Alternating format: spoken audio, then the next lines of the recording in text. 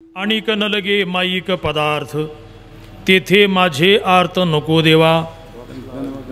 ब्रह्मादिक पदे दुःखाची शिराणी, तेथे दुश्चित्त झणी जडो दिशी। समचरण दृष्टी विटेवरी साजेरी, तेथे माझी हरी वृत्ती राहो। तुका म्हणे त्यांचे कळले आम्हा वर्म, तुका म्हणे त्यांचे कळले आम्हा वर्म। जे जे कर्म धर्म नाशिवंत, समचरण दृष्टी विटेवरी साजेरी, तेथे माझी हरी वृत्ती राहो। विठ्ठल विठ्ठल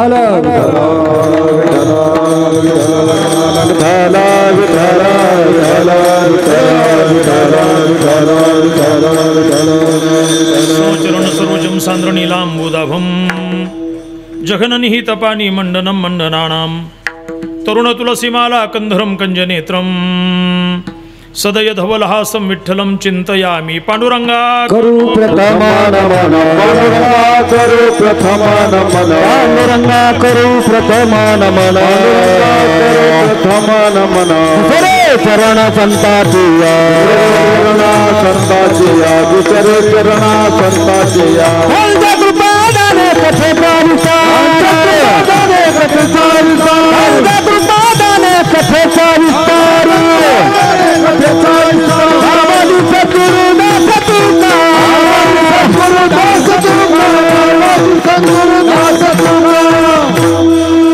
समचरण दृष्टी विटेवरी साजेरी, तेथे माझी हरी वृत्ती राहो।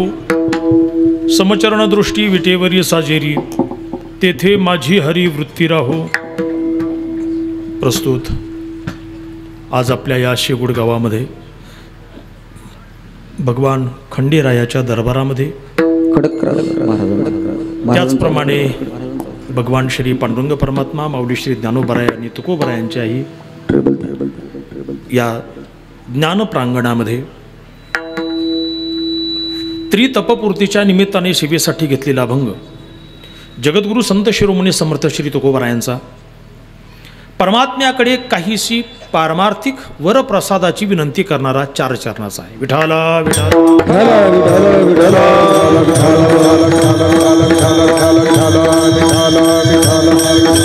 आजची जागरची कीर्तनाची सेवा अर्थात काल्याच्या अगोदरची जी सेवा आहे तिचा विषय हा ठरलेला आहे। देवाकडे काहीशी मागणी करावी। मला वाटतं याच्या अगोदरच्या कीर्तनामध्ये इकडे तिकडे फिरता येतं, परंतु आजचा आणि उद्याचा विषय असा आहे की जिथं फिरता येत नाही त्या विषयाशी आपण बंदिस्त असतो, बांधलेले असतो। परमात्म्याकडे काहीशी मागणी करायची हा आजच्या दिवसाचा एक निर्बंध आहे, दंडक आहे। खरं तर मागणी ही कधी असायला पाहिजे? नियमाप्रमाणे पूर्ण कार्यक्रम झाल्यावर पाहिजे का अगोदर पाहिजे? नियमाप्रमाणे कधी पाहिजे? पूर्ण झाल्यावर। उद्याच्या काल्याच्या कीर्तनाने कार्यक्रमाची पूर्णता आहे, अर्थात पूर्णाहुती आहे। पूर्णाहुती झाल्याशिवाय अगोदर मागणी करणं तसं युक्त नाही आहे, युक्तियुक्त नाही आहे। परंतु तरीही आपण काल्याचा आदला दिवस जो आहे तो मागणीसाठी राखीव ठेवतो।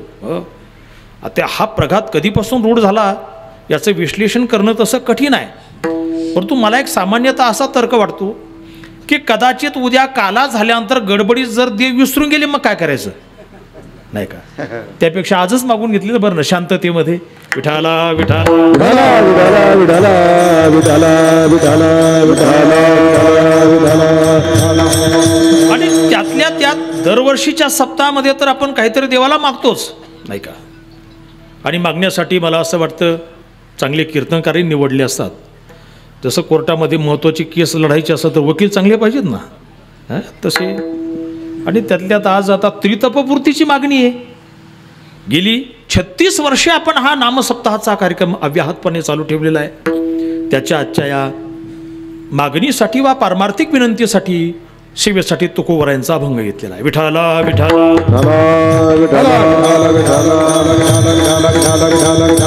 मला वाटतं मागणी हा विषय आपल्याला नवीन नाहीये। मागणी हा विषय तसा सर्वांच्या परिचित विषय आहे।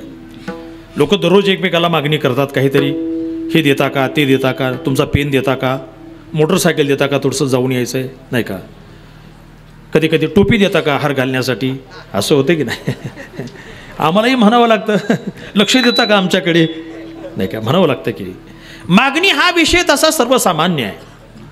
परमार्थातही मागणी जाणवते आणि व्यवहारामध्ये मागणी असते. थोडासा भेद लक्षात घ्या. व्यवहारामध्ये मागणी आहे, परमार्थामध्ये आपण त्याला मागणी म्हणतो, पण त्याला मागणी म्हणावं का हा वेगळ्या चिंतनाचा विषय आहे. व्यवहारामध्ये मागणी ही दररोजची आहे. मला तर असं वाटतं मागणी केल्याशिवाय किंबहुना दिल्या घेतल्याशिवाय दिवसही मावळला जात नाही. सांसारिक जीवनाची पूर्तता त्याच्याशिवाय होत नाही. मागितलं जातं, दिलं जातं, घेतलं जातं, हा दैनंदिन व्यवहार आहे. परंतु तोच व्यवहार जर आपण परमार्थामध्ये ठेवला तर परमार्थ आणि संसार याच्यामध्ये असणारी जी सीमारेषा आहे ती आपल्या ध्यानात येणार नाही. म्हणून त्याची भिन्नता लक्षात येण्यासाठी आपल्याला त्याच्यामध्ये बारकाई शोधावी लागेल, सूक्ष्मता त्यातली आपली लक्षात घ्यावी लागेल. मला असं वाटतं आपला संसार नीटनेटका व्हावा यासाठी जे मागितलं जातं त्याला फार तर मागणी म्हणा, परंतु आपला परमार्थ नीटनेटका व्हावा असं जर वाटत असेल तर त्याला मागणी न म्हणता त्याला वरप्रसादाची विनंती म्हणावा, पारमार्थिक विनंती म्हणा. विठाला विठाला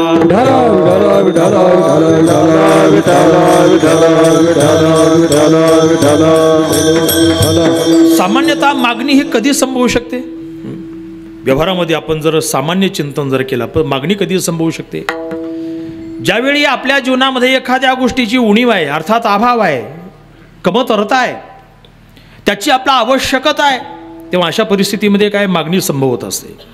आपण पाहतो उन्हाळ्याच्या दिवसामध्ये जेव्हा पाणी टंचाई होते, बोरचं पाणी खाली जातं, विहिरीला पाणी नसतं, नद्यांना पाणी नाही, कॅनॉलला पाणी नाही. मग अशा वेळी काय करतात की वर्तमानपत्रामध्ये जाहिराती झळकतात, आमच्या गावाला टँकरने पाणी पुरवठा सुरू करा. बरोबर की नाही? ही मागणी कधी आहे? ज्यावेळी पाण्याची कमतरता आहे, तुटवडा आहे, अभाव आहे, आपला त्याची आवश्यकता आहे, अशावेळी मागणी संभवू शकते. परंतु ज्यावेळी धो पाऊस पडतोय, नद्या नाल्यांना पाणी वाहतंय, अशावेळी आमच्या गावामध्ये टँकरने पाणी पुरवठा सुरू करा असं कोणी म्हणेल का? नाही. कारण त्यावेळी प्रचुरता आहे, संपन्नता आहे, विपुलता आहे. म्हणजे सामान्यतः मागणी ही अभावामध्ये ठरत असते, भावामध्ये ठरत नाही. त्या सिद्धांताने जर आपण संतांच्या जीवनाकडे जर आपण पाहिलं तर संतांच्या जीवनामध्ये अभाव होता का, किंबहुना असला तर तो त्यांना वाटला का, हा चिंतनाचा विषय आहे. तुकोबरायांचं जीवन जर आपण पाहिलं, थोडंसं दुष्काळाचं चित्र नजरेसमोर आणा. दुष्काळी आटिले द्रव्य गेला, मान श्री एक अन्न अन्न करिता मिली. महाराज संतात दुष्काळाने एवढं आटलं, द्रव्य गेला, मान गेला, घरातल्या वस्तू सर्वांना वाटून दिल्या. एवढी प्रतिकूलता त्या काळामध्ये होती. एक वरवर पाहता त्यांच्या जीवनामध्ये अभाव जरी वाटत असला तरी त्या अभावाचा प्रभाव त्यांच्या जीवनावर कधी पडलेला नाही. कधी कोणाकडे कशाची मागणी केलेली नाही. म्हणून तुकोबरायांचं ते जीवन जर पाहिलं तर मला वाटतं त्यांच्या शब्दात म्हणावं लागेल, काम नाही झालो पाये रिकामा, पायी रिकामा झालो पाये रिकामा. काम नाही झालो पाये रिकामा, झालो पाये रिकामा, झालो पाये रिकामा. काम नाही झालं पायी रिकामा, झालं पायी रिकामा, झालं पायी रिकामा. काम नाही झालं पायी रिकामा, झालं पायी रिकामा, झालं पायी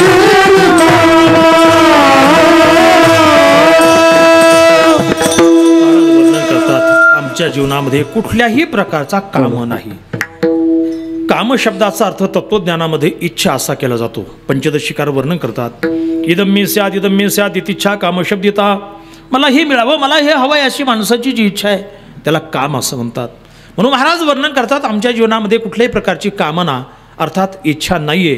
म्हणून तुकोबरांच्या जीवनाकडे जर आपण पाहिलं तर त्याला एकतर निष्काम काम म्हणावं किंबहुना पूर्ण काम म्हणावं. विठाला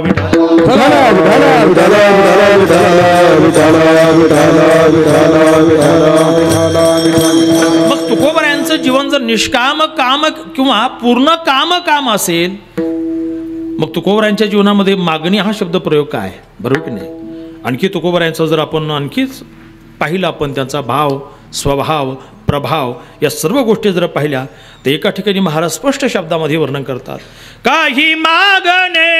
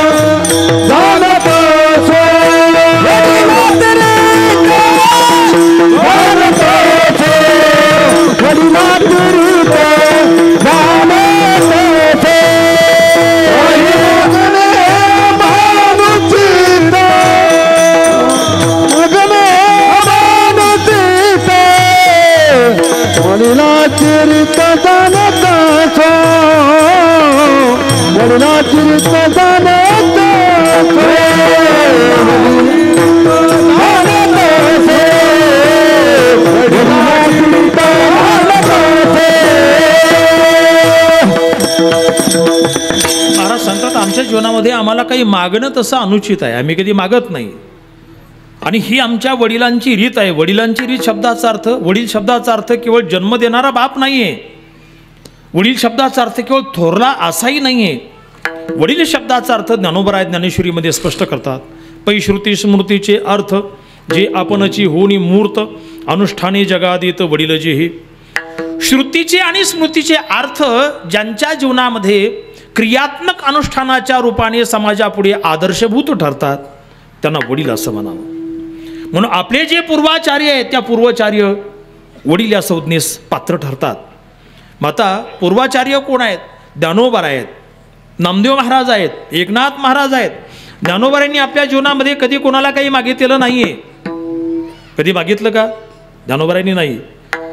पसायदानाला सुद्धा काही काही धाडशी लोकांनी ज्ञानोबरायांची मागणी म्हणून नाव दिलं बरं का. अर्थात ती गल्लत आहे, त्यांना मागणं म्हणता येत नाही. नामदेव महाराजांनी देवाला कधी काही मागितलं नाही. नामदेव महाराज देवाला अगदी निक्षून सांगतात, देवा तुला जर काही कमी पडलं असेल तर माझं घे, परंतु तुझं मला काही नको आहे. माझे सर्वस्व तू घे, तुझी नको काही, मनोरथांची नाही चाड मज. देवा मला काही नको आहे. एकनाथ महाराजांनी काही मागितलं नाही.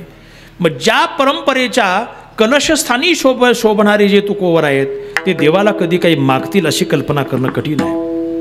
म्हणून पूर्वाचार्यांची ही रीतही आहे.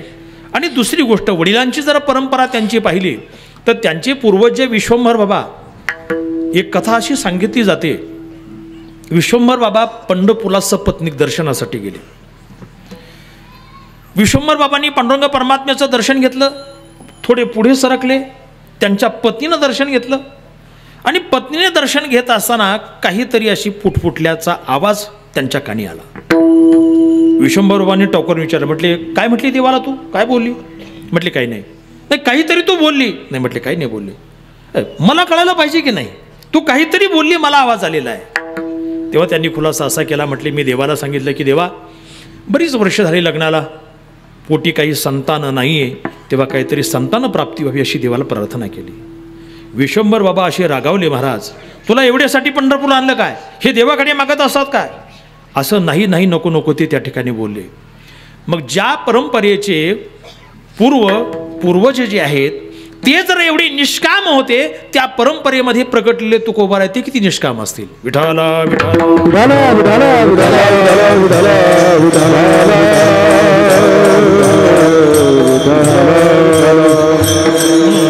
एकंदरीत महाराजांचं जीवन जर पाहिलं तर महाराज परम विरक्त आहेत. देवाकडे कधी काही मागितलेलं नाहीये. आता कोणी असं म्हणेल की आमच्या गाथेमध्ये मालिकेमध्ये मागणीपर प्रकरणातले अभंग ते कसे काय आहेत? नाही का. आपण जर थोडंसं संप्रदायाच्या पूर्वीचा थोडासा भाग पाहिला मागचा जुना, तर पूर्वी संप्रदायामध्ये एकच तुकोबारायांची गाथा प्रचलित होती, तिला ओळीची गाथा असं म्हटलं जायचं, जी शिरवळकरांच्या फडावर किंवा देवडीकरांच्या फडावर विद्यमान आहे. सरळ सरळ गाथा, त्यात प्रकरण वगैरे काही नाही. परंतु आमच्या गुरुनाम गुरु सद्गुरू जोग महाराजांनी या गाथेतील प्रकरण तयार केले त्यातून. त्याचं विषयाचं वर्गीकरण केलं. कीर्तनकारांना, प्रवचनकारांना, अभ्यासकांना, भजनवाल्यांना एक सोयीस्कर व्हावं अभ्यासाच्या दृष्टीने, म्हणून त्या गाथेचं प्रकरण वाईज वर्गीकरण त्यांनी केलं. मग त्याच्यामध्ये काही अभंग नामपर मिळाले, काही संतपर मिळाले, काही आणखी अद्वैतपर मिळाले, काही प्रासंगिक मिळाले, त्याच्यामध्ये काही पुन्हा मागणीपर अभंग मिळाले, म्हणून तेही एक स्वतंत्र प्रकरण झालं. परंतु मागणीपर अभंग म्हणजे तुकोबारांनी स्वतंत्र अगदी मुद्दामहून प्रकरण लिहिलं असं नाही आहे. जसं नामपर अभंग झाले, संतपर झाले, नाही का. आता आपण काय करूया, काही मागणीपर अभंग लिहू म्हणून पेन घेतला आणि लिहायला बसले असं नाही आहे. तुकोबाराय ज्या भावविश्वामध्ये होते, त्या भावविश्वामध्ये असताना त्यांना जो अंतरामध्ये भाव स्फुरला, त्या भावाचा शब्दाविष्कार म्हणजे त्यांचे ते अभंग आहेत. त्याच्यामध्ये कृत्रिमता नाही आहे, त्याच्यामध्ये सरळता आहे, साहजिकता आहे. समजलं का. म्हणून त्यांनी मागणीपर अभंग असे मुद्दामहून लिहिलेले असं नाही आहे. परंतु मागणीपर अभंगाचा आशय मी मगाशी सांगितला, त्यांनी कुठल्याही प्रापंचिक वस्तूची मागणी केलेली नाही.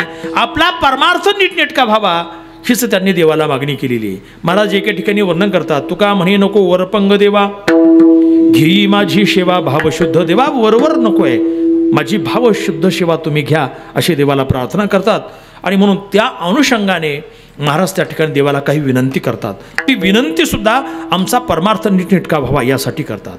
मोठी मार्मिकता आहे इथं. आपण जेव्हा परमार्थ करत असतो, साधना करत असतो, तो परमार्थ हा सामान्यतः 3 स्तरावर आपण करत असतो. एक कायिक स्तर, दुसरा वाचिक स्तर आणि तिसरा मानसिक स्तर. लक्ष नका. कायिक स्तर या शब्दाचा अर्थ असा आहे, आपण शरीर परमात्म्याला समर्पित करतो किंवा शरीराने परमार्थ करतो. जसं गळ्यात माळ घालणं, गंध लावणं, नाही का, दिंडीला जाणं, तीर्थयात्रा करणं, देवदर्शनासाठी जाणं, नाही का, परिक्रमा करणं वगैरे वगैरे, हा सर्व कायिक समर्पणाचा भाग आहे. आता इथं सर्व माणसं येऊन बसलेत, 2 तास माणसं इथं बसलेत. आता इथं बसून कोणी काही घरचा उद्योग करू शकत नाही. इथं बसून कोणी दारे धरणार नाही किंवा काही दूध काढणार नाही, कुठला काही व्यवसाय करणार नाही. अर्थात हे 2 तासापुरतं का होईना कायिक समर्पण आहे की नाही, कायिक समर्पण आहे. याच्यानंतरचा पुढचा जो टप्पा आहे तो वाचिक समर्पणाचा आहे. आपली वाचा परमात्म्याला समर्पित करणं, अर्थात वाचेनं भगवन नामाशिवाय दुसरा कुठलाही उच्चार करायचा नाही. ज्ञानोबा ज्ञानेश्वरीमध्ये वाचिक तपाचं लक्षण सांगताना असं सांगतात, ऋग्वेदादी तिन्ही प्रतिष्ठिजती वाग्भुवनी, केली जैशी वदनी ब्रह्मशाळा, ना तरी एकाधे नाव तेची शैवका वैष्णव, वाचे वसे ते वाग्भव तप जाणावे. एखादं भगवान शंकराचं नाव असेल, भगवान विष्णूचं नाव असेल, कुठलंही नाव असेल, त्या नावाचा सारखा अविरत जप करणं हे या ठिकाणी वाचिक समर्पणाचा प्रकार आहे. आणि वाचिक समर्पणाचा दुसरा प्रकार आहे तो म्हणजे बिलकुल काही बोलायचंच नाही, मौन धारण करायचं. हाही भाग वाचिक समर्पणामध्ये येतो. म्हणजे पहिलं कायिक समर्पण आहे ते जरा सोपं आहे, ते कोणी त्या ठिकाणी करू शकतं. दुसरा प्रकार जो आहे तो वाचिक समर्पणाचा, तो त्यापेक्षा थोडासा कठीण आहे, अवघड आहे. परंतु त्याच्याही कठीण आणखी दुसरा आहे तो म्हणजे मानसिक समर्पणाचा प्रकार आहे. मानसिक समर्पण मला वाटतं आपल्या आटोक्यातली कितपत गोष्ट आहे मला सांगता येणार नाही. आपल्या आटोक्यातली गोष्ट आहे का? आपण इथं बसल्यानंतर आपलं मन आपल्या हातावर तुरी देऊन किंवा निघून जातं, हे आल्यावर कळतं की जाऊन आलं बरं का. जाताना विचारून जात नाही. कधी इथं बसल्याच्या घरचा विचार येईल, कधी बाजारातला विचार येईल, कधी मित्राकडे जाईल माणूस, नाही का. हे इथं कीर्तनात बसून होतं की नाही. मग इथं बसून जर मन आपल्या कीर्तनात लागत नसेल, रंगत नसेल, रमत नसेल, एकरूप होत नसेल, तर ही गोष्ट नक्कीच कठीण म्हणावी लागेल, नाही का. मला वाटतं ही समस्या तुमची आमची सगळ्यांची असेल नसेल. परंतु अर्जुनाने सुद्धा देवाला हाच प्रश्न विचारला गीतेमध्ये, देवा मन अतिशय चंचल आहे, काय करावं. चंचलम ही मन कृष्ण प्रमाथे बलवत दृढम तस्याहम निग्रहम मन्ये वायोरीव सुदुष्करम. देवा मन हे अतिशय चंचल आहे, याच्यावर नियंत्रण करणं किती कठीण आहे. वायो हो इव सुदुष्करम. जसं जमिनीला बांध घालणं सोपं आहे, पाणी अडवणं सोपं आहे, वाऱ्याला अडवता येतं का? वाऱ्याला अडवता येत नाही. वाऱ्याला अडवणं जेवढं कठीण आहे तसं मनावर नियंत्रण करणं सुद्धा अतिशय कठीण आहे, असं अर्जुनाने तिथं वर्णन केलेलं आहे. मला वाटतं अर्जुनाने केलं आहे, बऱ्याचशा साधू संतांनी ते वर्णन केलेलं आहे. एकंदरीत जर पाहिलं तर मनावर नियंत्रण करणं खूप कठीण आहे, बरोबर आहे की नाही. आता तुमच्या सर्वांच्या ठिकाणी असणारं जे मन आहे ते तुमचं वैयक्तिक आहे का दुसऱ्या कोणाचं आहे? कोणाचं आहे? स्वतःच आहे. आपण दुसऱ्याचं काही घेऊन जाऊ शकतो. तसं तुमचं मन देतं का मला एक थोडंसं 2 तास कीर्तन जाऊन येतो असं आहे का? नाही. मन हे प्रत्येकाचं वैयक्तिक आपलं आहे, त्याच्यामध्ये बदल करता येत नाही. पण तुमचं असणारं मन तुमच्या ताब्यात आहे का? मन कोणाचं आहे? तुमचं वैयक्तिक आहे, तुमच्या ताब्यात आहे का? आता ही शेतकरी माणसं आहेत, खेड्यातली माणसं आहेत. मला वाटतं आपण पाळीव जनावरं पाळतो की नाही, गाय, बैल, शेळी, कुत्रा वगैरे. ते कुत्र्याचं म्हणा बैलाचं नाव घेऊन जर हाक मारली आपण, कितीही लांब ती असलं तर पळत आल्याशिवाय राहत नाही महाराज. कुत्र्याला हाक मारा नाव घेऊन, बैलाला हाक मारा. बैल एखाद चालन त्याला वय म्हटलं की तो तिथून वळल्याशिवाय राहत नाही. मग जे प्राणी तुमच्या शरीरापेक्षा भिन्न आहेत, वेगळे आहेत, ते जर तुमच्या नियंत्रणात आहेत, तुमच्या आज्ञेत आहेत, तर तुमच्या शरीरांतर्गत असणारं तुमचं मन हे तुमच्या ताब्यात असायला पाहिजे की नाही? मग आहे का? मग नसेल तर ते आमचं आहे असं म्हणायला आधार काय? कुठल्या आधारावर आपण म्हणू शकतो की आमचं मन आहे? बरोबर की नाही? माझं मन आहे, माझं मन माझ्या ताब्यात पाहिजे की नाही? माझं मन तर आमच्या ताब्यात राहत नाही. कधी जातं येतं. महाराज ज्ञानोबा वर्णन करतात, त्याला क्षणामध्ये 3 भुवनं फिरून येतं ते, तरी आपल्या त्याचा मेळ लागत नाही. मग असं अतिशय चंचल असं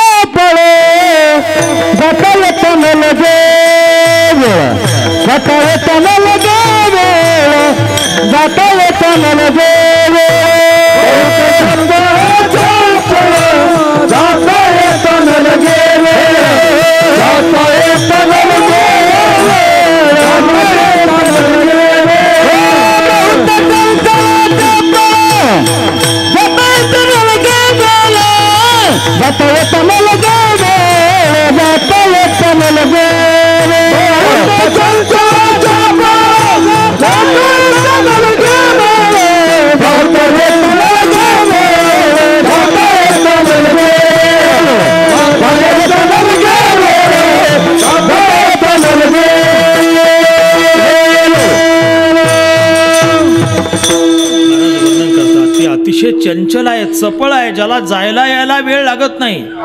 ज्ञानोबा वर्णन करतात, जे चांचल्य भावंड मरकटाचे, चंचलतेच्या बाबतीमध्ये ते माकडाचंच भाऊ ठरावं, एवढं ते चपळ आहे, एवढं ते चंचल आहे. आपल्या ताब्यात ते राहत नाही. परंतु गंमत अशी आहे, जोपर्यंत मन आपल्या ताब्यात राहत नाही तोपर्यंत खऱ्या अर्थाने आपल्या परमार्थाची सुरुवात होत नाही. परमार्थ हा केवळ बाह्यतः नाही आहे, बाह्य कार्य नाही आहे. परमार्थ हा आंतरिक आहे, अंतरंग आहे. बाहेर आपण मी सांगितलं गंध लावू शकतो, पांढरे कपडे घालू शकतो, दिंडीला जाऊ शकतो, सर्व करू शकतो, गळ्यात माळ घालू शकतो. ते गैर आहे असं मी म्हणणार नाही. ते एक परमार्थाचं लक्षण आहे. आम्हा अलंकार, माळा, मुद्रांचे शृंगार, तुळशीचे हार, वाहूकंठी या गोष्टी आहेत. परंतु परमार्थाची खरी सुरुवात होती की ज्यावेळी तुम्हाला मनाचं साह्य लाभेल. असं सांगतात, संसार नीटनेटका व्हावा असं जर वाटत असेल तर वित्ताची अनुकूलता असावी, आणि परमार्थ नीटनेटका व्हावा असं वाटत असेल तर आपल्या चित्ताची अनुकूलता असावी, चित्ताचं साह्य असावं. म्हणून तुकोबराय वर्णन करता,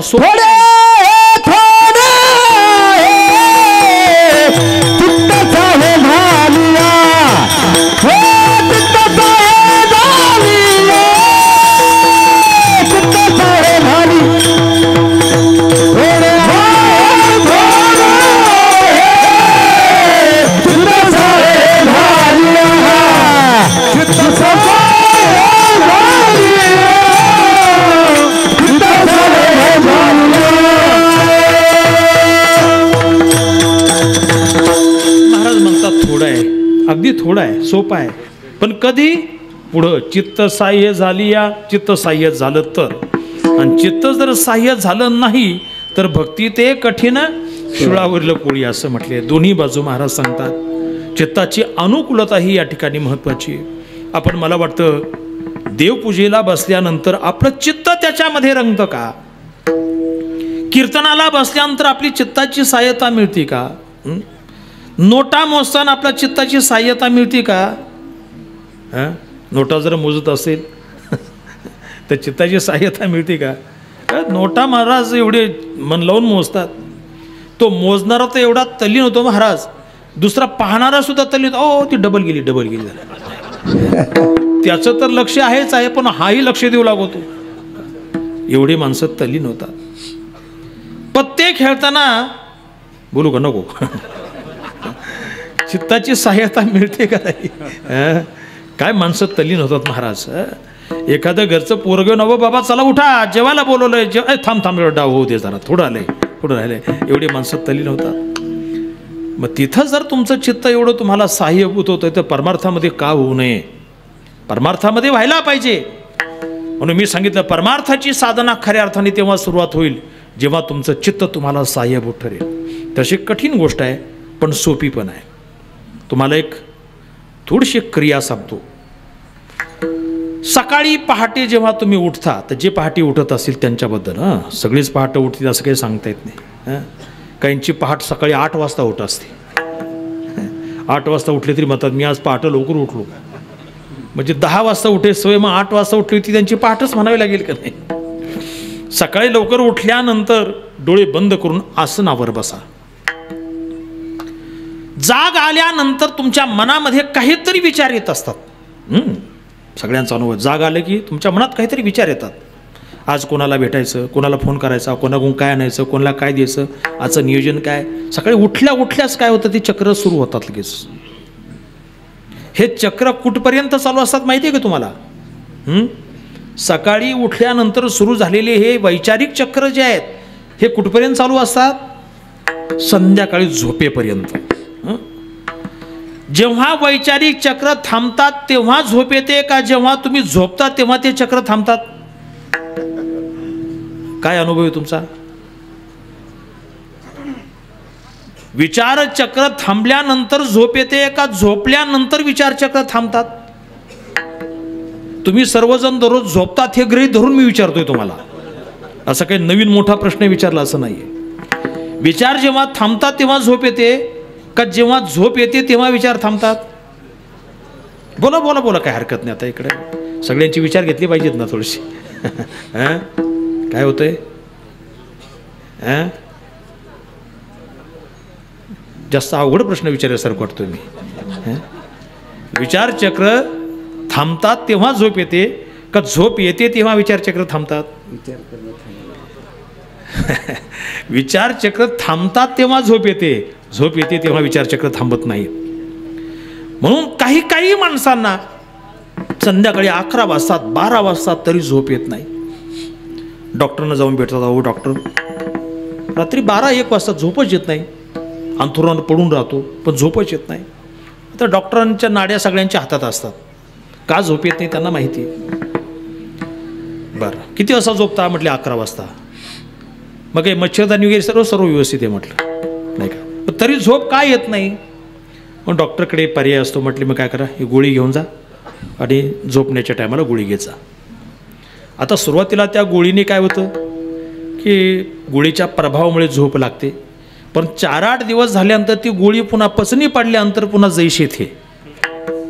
पुन्हा डॉक्टरकडे. डॉक्टर म्हटले पहिल्यासारखंच व्हायला लागलं. काय होत आहे? म्हटले झोप येत नाही. गोळी घेता? हो गोळी चालू आहे. किती गोळी घेता? म्हटले तुम्ही सांगितल्याप्रमाणे रात्री झोपताना 1 गोळी घेतो. म्हटले उद्यापासून 2-2 गोळ्या घ्यायचा, डोस वाढवा. पुढे पुढे प्रकार असा होतो त्या गोळ्याच आत जाऊन झोपी जातात, हे बाहेर जागीच, असा एक प्रकार होतो. आणि मग अशा परिस्थितीमध्ये झोप येण्यासाठी माणसं काहीतरी कृत्रिम उपाययोजना करतात. इथं सांगत नाही मी. झोप येण्यासाठी झोपच येत नाही, काय करा. मुख्य मुद्दा असा आहे, जोपर्यंत विचार चक्र शांत होत नाही तोपर्यंत झोप येत नाही. सकाळी उठल्यानंतर एक काम करा, असं नसतं बसा, डोळे बंद करा. सकाळी उठल्यानंतर यासाठी म्हणतो कारण रात्री जर तुम्ही हा प्रयोग केला तर कधी डुकली लागून जायची तुम्हाला कळणार नाही, म्हणून सकाळी म्हणतो. जो विचार तुमच्या डोक्यात येईल त्या विचाराला तुम्ही बाहेर काढा. जो विचार तुमच्या मनात डोकवेल ना त्या विचाराला पहिल्यांदा बाहेर काढा.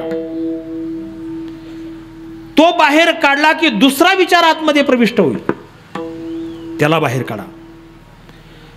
तो पुन्हा बाहेर जातो न जातो तिसरा विचार येईल, कारण विचाराशिवाय संकल्पाशिवाय मनाची जागृत अवस्था संभवत नाहीये. कुठला ना कुठला तरी विचार येतो, मग तो पारमार्थिक असेल, संसारिक असेल, कुठलाही असेल, त्या ठिकाणी विचार येत असतात. तिसरा विचार आला, त्याला बाहेर काढा.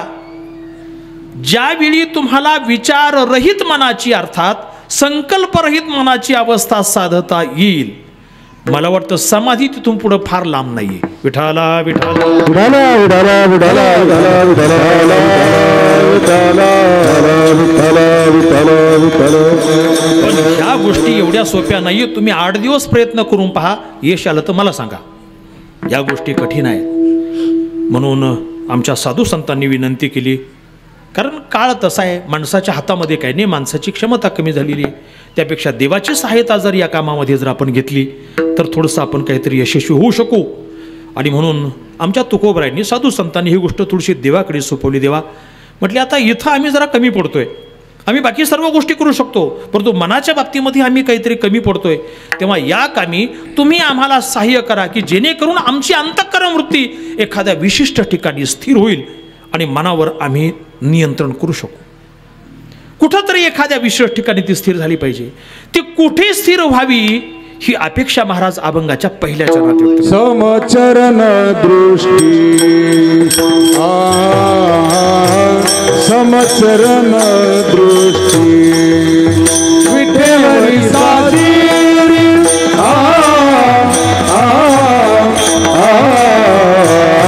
समचरण दृष्टी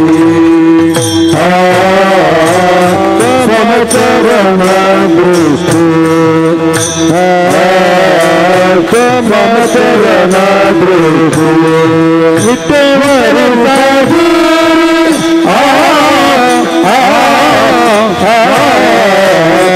समचरण दृष्टी समचरण दृष्टी समचरण दृष्टी विठेवरी साजीरी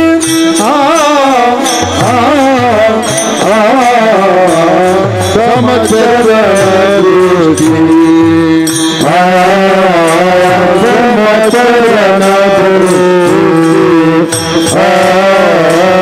समचरण दृष्टी विठेवरी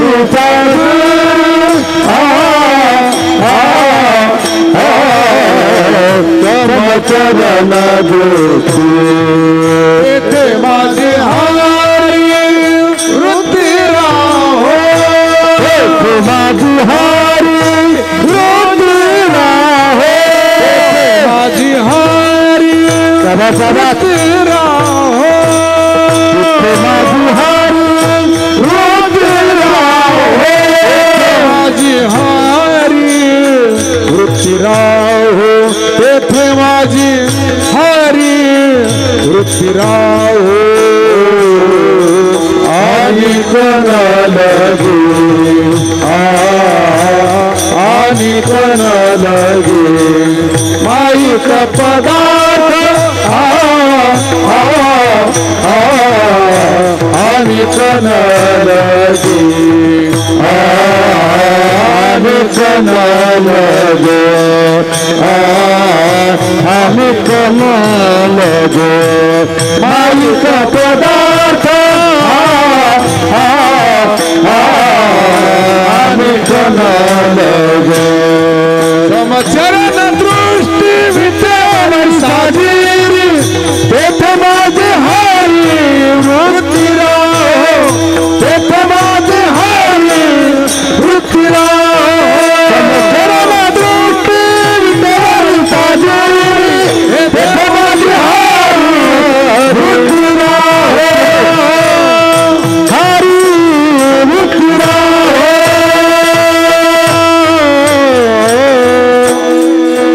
महाराज पहिल्या चरणामध्ये देवाकडून अपेक्षा व्यक्त करतात की हे भगवान, आमची अंतःकरण वृत्ती अशा या विशिष्ट ठिकाणी स्थिर राहावी. कुठं राहावी? समचरण दृष्टी विटेवरी साजिरी. ज्या ठिकाणी समचरण आहे, ज्या ठिकाणी समदृष्टी आहे, जी मूर्ती विटेवरी साजिरी आहे, अशा ठिकाणी आमची अंतःकरण वृत्ती स्थिर राहावी. इथं मन म्हटलेलं नाही, इथं चित्त म्हटलेलं नाहीये, इथं वृत्ती म्हटलेलं आहे. कारण अंतःकरण चतुष्टय सर्वांना माहिती आहे. अंतःकरणाच्या परिणामाला वृत्ती असं म्हणतात शास्त्रामध्ये. अंतःकरण हे चतुर्विध आहे. त्याच्यामध्ये मन, बुद्धी, चित्त आणि अहंकार या 4 गोष्टी आहेत. मनाचं कार्य आहे मनन करणं, संकल्प विकल्प करणं. बुद्धीचं कार्य आहे निश्चय करणं, निश्चयात्मिका बुद्धी असं बुद्धीचं लक्षण केलं आहे. चित्ताचं कार्य आहे चिंतन करणं आणि अहंकाराचं कार्य आहे अहंकार धारण करणं. अंतःकरण एकच आहे, परंतु कार्यावरून त्याला 4 नावं पडले. अंतःकरण कसं आहे? एकच आहे, त्याचे कार्य 4 आहे. जसं जुन्या काळामध्ये, पूर्वीच्या काळामध्ये असं असायचं, तालुक्याच्या ठिकाणी क्लास 1 ऑफिसर एखादे असायचे. मग ज्याच्यामध्ये समजा तहसीलदार असतील किंवा न्यायाधीश वगैरे, फार लोक मिळत नसायचे. मग त्या काळामध्ये त्या एकाच व्यक्तीकडे हे दोन्ही डिपार्टमेंट सोपवली जायची. त्यांनी काय करायचं, एक साधारणतः 12-1 पर्यंत तहसील कार्यालयामध्ये थांबायचं आणि नंतर 1च्या नंतर काय करायचं, न्यायालयामध्ये जायचं. मग जोपर्यंत तहसील कार्यालयामध्ये आहे तेव्हा तोपर्यंत त्यांना काय म्हटलं जायचं, तहसीलदार साहेब म्हणायचे. आणि तेच कोर्टामध्ये खुर्चीवर जाऊन बसले की त्यांना काय नाव यायचं, न्यायाधीश साहेब. व्यक्ती एकच आहे, स्थान बदललं, जागा बदलली, कार्य बदललं, म्हणून नाव पण काय झालं, बदललं. तसं अंतःकरण एक आहे. ते अंतःकरण जेव्हा मनन करतं, संकल्प विकल्प करतं, तेव्हा त्याला मन म्हणून संबोधलं जातं. जेव्हा तेच अंतःकरण निश्चयात्मक भूमिका पार पडतं तेव्हा त्याला बुद्धी म्हटलं जातं. जेव्हा तेच अंतःकरण चिंतन करतं तेव्हा त्याला चित्त म्हटलं जातं. आणि जेव्हा तेच अंतःकरण अहंकार धारण करतं तेव्हा त्याला काय काय म्हटलं जातं, अहंकार म्हटलं जातं. परंतु इथं महाराज केवळ चित्ताचा किंवा मनाचा विषय न मांडता सकळ वृत्तीशी असं म्हणतात. संपूर्ण वृत्ती, तेथे माझी हरिवृत्ती राहो. आणि दुसरीकडे महाराज वर्णन करतात, ठाव देई चित्ता राखे पायापाशी, सकळ वृत्तीशी अखंडित. महाराज वर्णन करतात, तुमच्या पायाजवळ आमच्या अंतःकरण वृत्तीचा सर्व वृत्तींना तुम्ही ठाव द्या. अर्थात मनाचाही विषय वेगळा नको, बुद्धीचाही नको, चित्ताचाही नको आणि अहंकाराचाही नको. अर्थात कुठल्याही प्रकारे मनाची सुटका होऊ नये म्हणून महाराज सांगतात की माझी वृत्ती देवा त्या ठिकाणी स्थिर राहावी. कुठं स्थिर राहावी, ज्या ठिकाणी समचरण आहेत, समदृष्टी आहे. आता हे कुठल्या अवतारामध्ये पाहायला मिळतं, भगवान श्री पांडुरंग परमात्म्याच्या मूर्तीच्या प्राणप्रतिष्ठेचा वर्धापन दिनही याच कार्यक्रमामध्ये आहे. भगवान श्री पांडुरंग परमात्म्याची मूर्ती जर पाहिली तर अगदी समदृष्टी आहे, समचरण आहे, सगळी समत आहे. जेव्हा पांडुरंग परमात्मा पुंडलिकाच्या मातृपितृभक्तीने संतुष्ट झाले आणि पंढरपूरला आले, इतिहास सर्वांना माहिती आहे, खूप मागचा इतिहास मी सांगत नाही. तिथं आल्यानंतर देवाने पुंडलिकाला हाक मारली, पुंडलिका मी आलोय तुला भेट देण्यासाठी. पुंडलिकाने पाहिलं, म्हटले कोण आहे, म्हटले मी देव आलेलो आहे. पण ठीक आहे थांबा म्हटले, थोडंसं मी सेवा करतोय. 5 मिनिट झाले, 10 मिनिट झाली, अर्धा तास झाला. अरे पुंडलिका किती वेळ आहे, थोडंसं थांबा म्हटले. 1 तास झाला.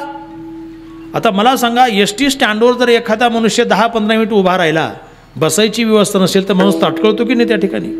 मग ताटकळल्यानंतर सहजच माणूस काय करतो, असा थकल्यानंतर कमरेवर हात ठेवतो. देवानी कमरेवर हात ठेवले. अरे पुंडलिका किती वेळ.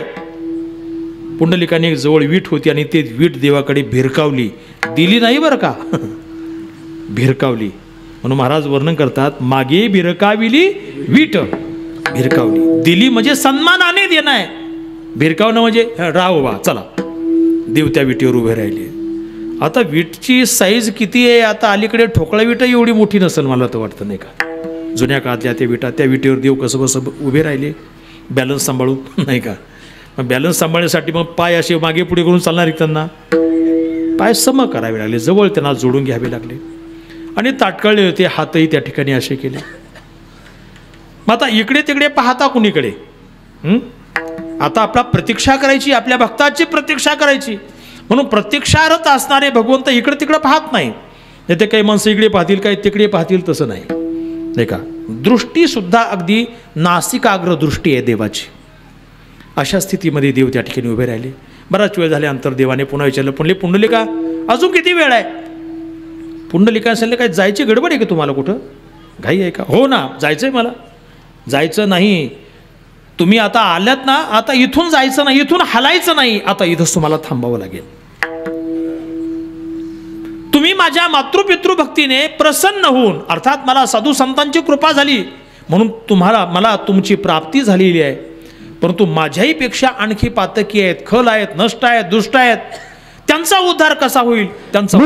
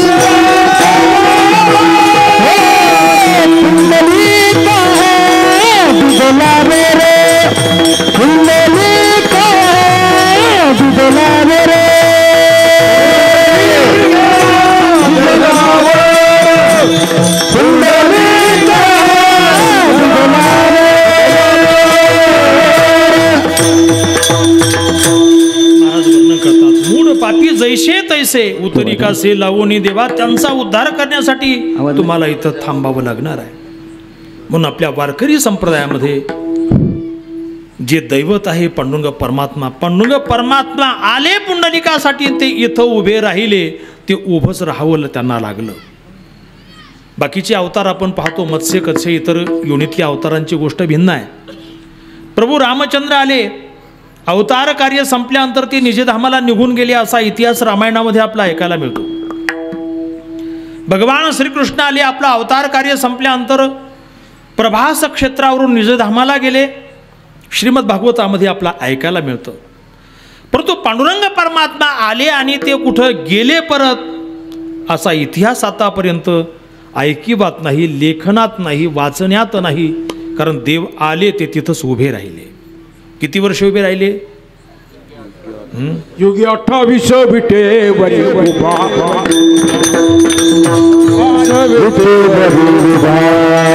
मांगे रखुमाई दिसे देवे शोभा, मांगे रखुमाई दिसे देवे शोभा, कुंडलिकाचे भेटी परब्रह्म आलेगा, कुंडलिकाचे भेटी परब्रह्म आलेगा, चरणी वाहे उदरी जगाए, जय देव जय पांडुरंगा, जय देव जय देव जय पांडुरंगा, जय देव जय भीमा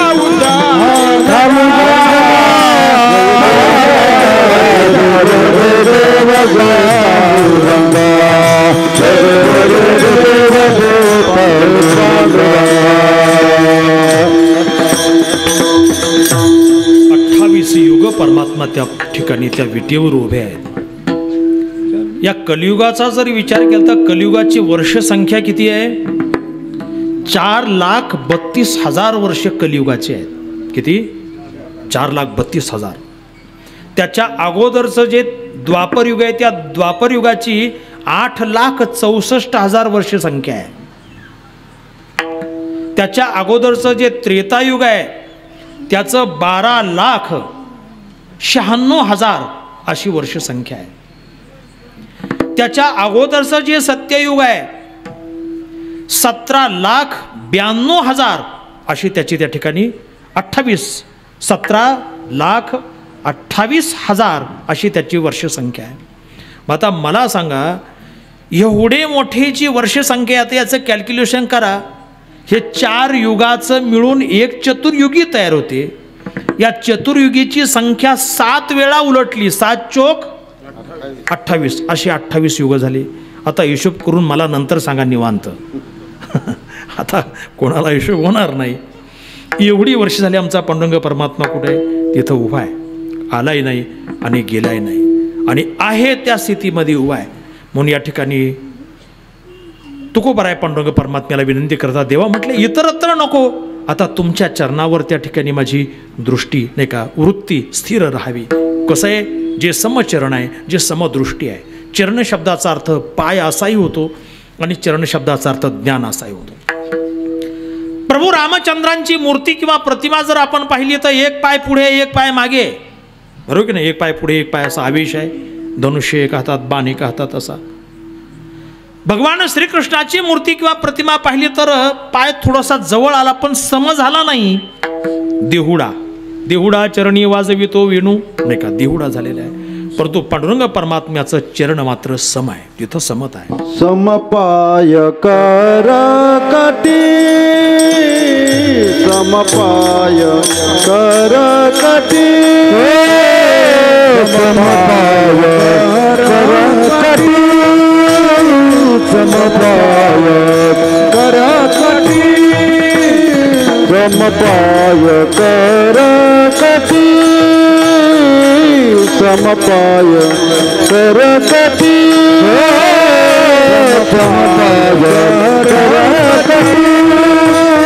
समपाय कर कटी, समपाय कर कटी भातटी भिवरेचा, समपाय कर कटी भातटी भिवरेचा, उभातटी उभातटी भिवरेचा, समपाय कर कटी, समपाय कर कटी, समपाय कर कटी उभातटी भिवरेचा, समपाय कर कटी उभातटी भिवरेचा, उभातटी उभातटी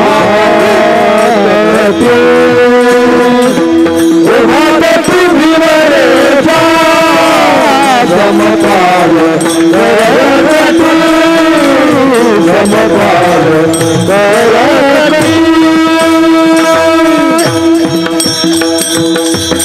समपाय कर कटी महाराज वर्णन करतात की जे रूप त्या भिवरेच्या अर्थात भीमा नदीच्या तटावर उभं आहे, विराजमान आहे. परमात्म्याचे चरणही समान आहेत. परमात्म्याची दृष्टी पुन्हा कशी आहे? समान आहे. दृष्टी सम आहे. मला वाटतं समता पांडुरंगाच्या अवतारातच साधली गेली बरं का.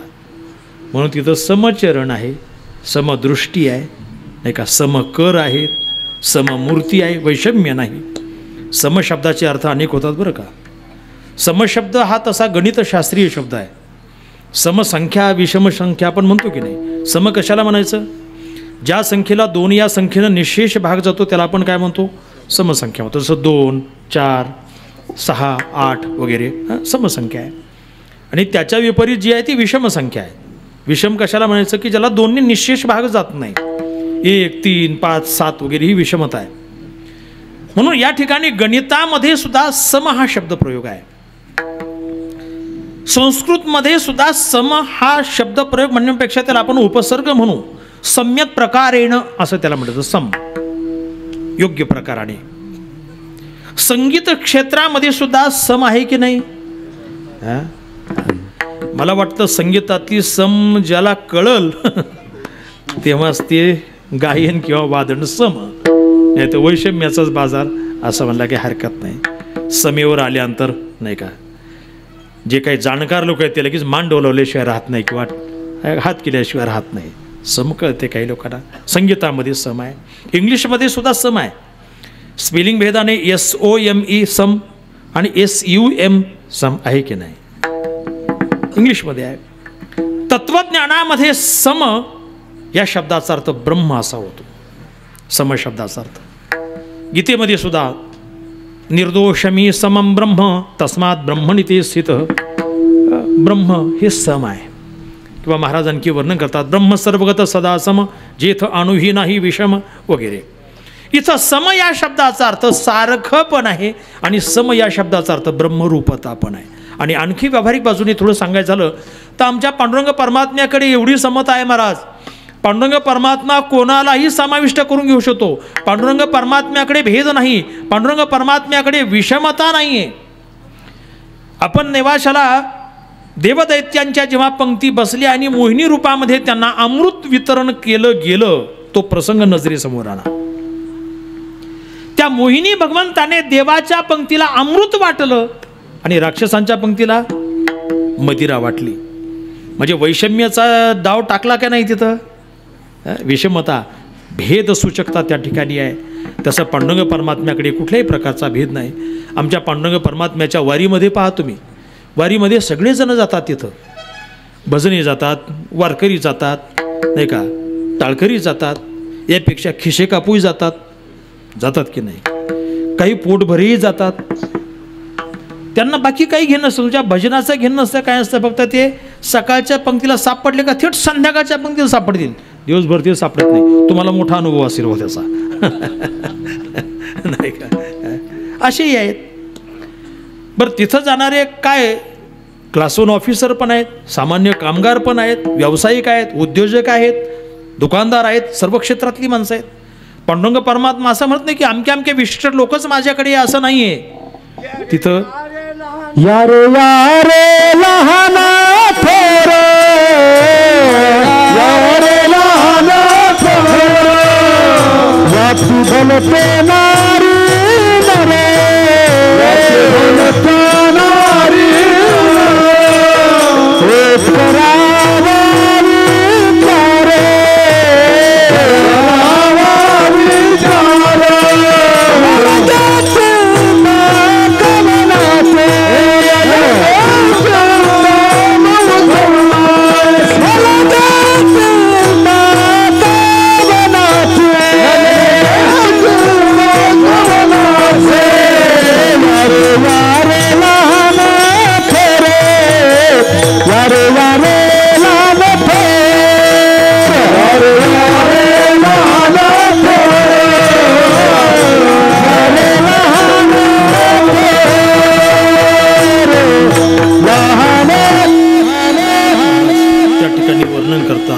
लहान असू द्या, थोर असू द्या, याती भलती असू द्या, नारी असू द्या, नर असू द्या, कुठल्याही प्रकारचा भेद नाही. अर्थात सर्वांच्या बाबतीमध्ये जी समानता आहे, ती समानता तुम्हाला तिथं पाहायला मिळेल. म्हणून मी सांगितलं, जिथं समदृष्टीपणे आहे, पाहण्यामध्ये कोणाकडे भेद नाही.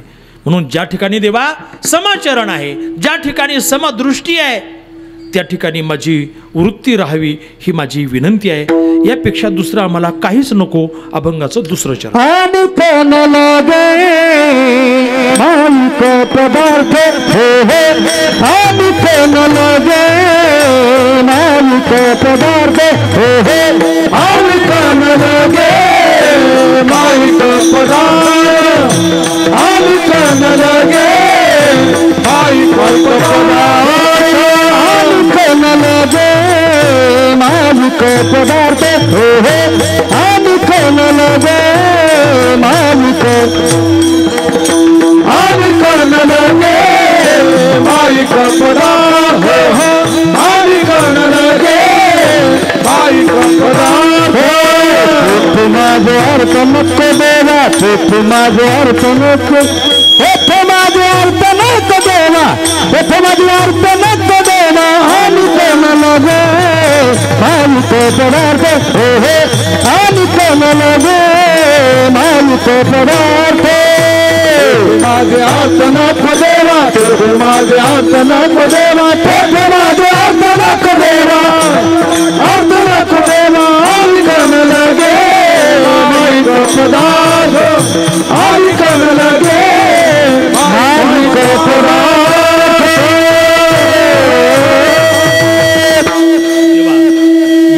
अतिरिक्त आम्हाला दुसरे कोणतेही माईक पदार्थ नकोत. माईक पदार्थ म्हणजे हा माईक नाही बरं का, आणि लगे माईक, माईक शब्दाचा अर्थ ज्याच्यामध्ये माया आहे त्याला माईक म्हणायचं.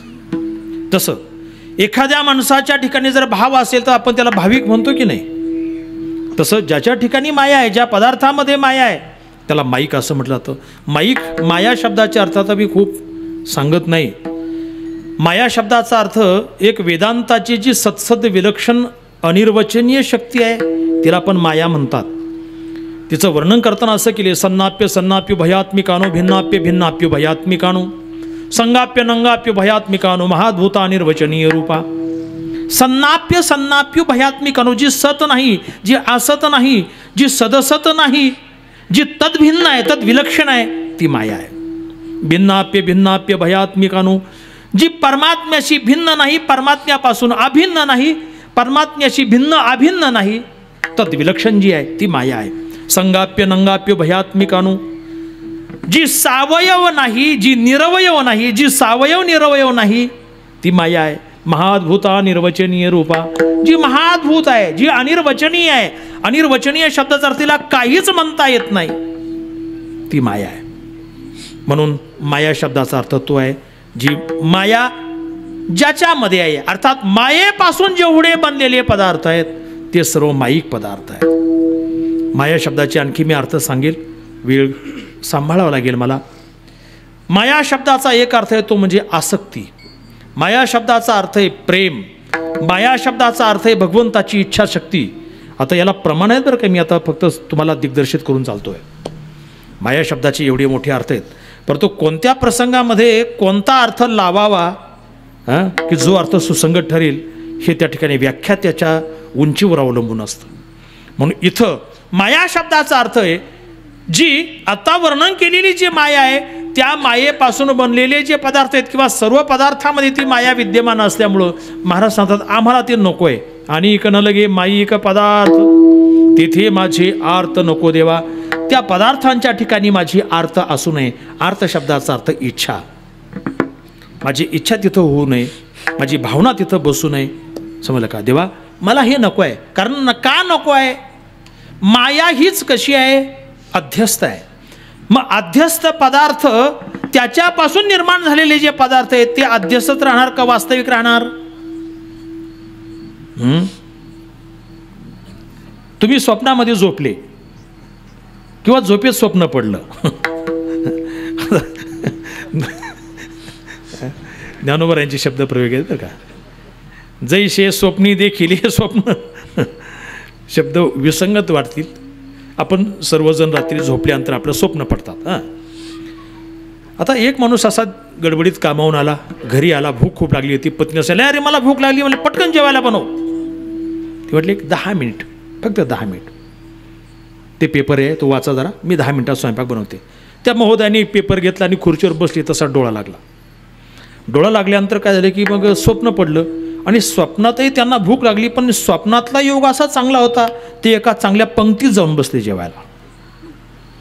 मग काय तिथं मग गुलाबजाम, पुरी नाही का, चांगले चांगले पक्वानं खायला मिळाले. वाढणारे सुद्धा अगदी आग्रह करून घ्या घ्या घ्या घ्या असं वाढत होते.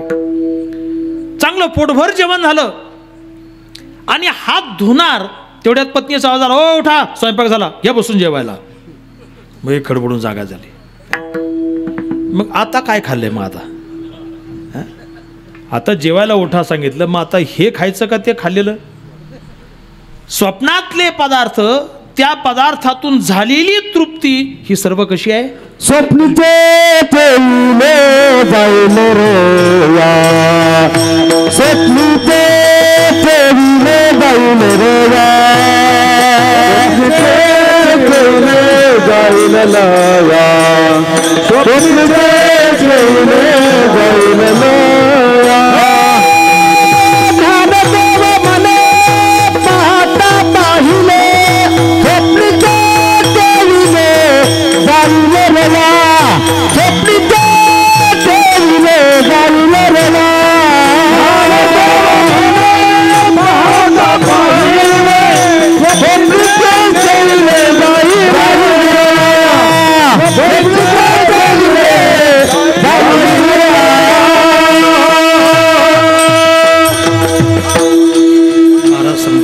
ज्ञानदेव म्हणे पाहता पाहिले स्वप्नीचे चेईले. जे स्वप्नात आहे तो चेईला.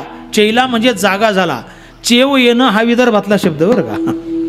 मला चेवच आला नाही लवकर असं आपण आळंदीला ऐकलेलं आहे, पाहिलेलं आहे. जागा झालेला जो मनुष्य आहे तो ज्याप्रमाणे आता त्या स्वप्नातल्याचा कुठल्याही प्रकारची उपयोगिता अनुभवू शकत नाही.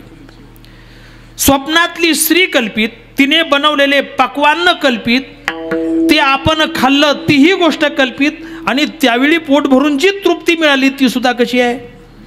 याचं खरं काय? तशी माया कल्पित, मायेपासून झालेले पदार्थ कल्पित, त्यांची उपयोगिता कल्पित. तेव्हा देवा आम्हाला ते नको. अनेक न लगे माईक पदार्थ तेथे माझे आर्त नको देवा. मग आता माईक पदार्थ म्हणजे या जगतातले पदार्थ, ज्याला आपण ऐहिक म्हणू, इहलोकीतले पदार्थ म्हणू. परंतु देवाला असं वाटू नये की तुकोबाराची नजर पारत्रिक भोगावर आहे की काय बुवा. म्हणून ते पारत्रिक भोगही आम्हाला नको. अभंगाचं 3रं चरण. ब्रह्मादिका पदे ब्रह्मादिका पदे दुखाची शिराणी दुखाची शिराणी दुखाची शिराणी ब्रह्मादिका पदे ब्रह्मादिका पदे ब्रह्मादिका पदे दुखाची पुराणे दुखाची पुराणे दुखाची पुराणे ब्रह्मादिका पदे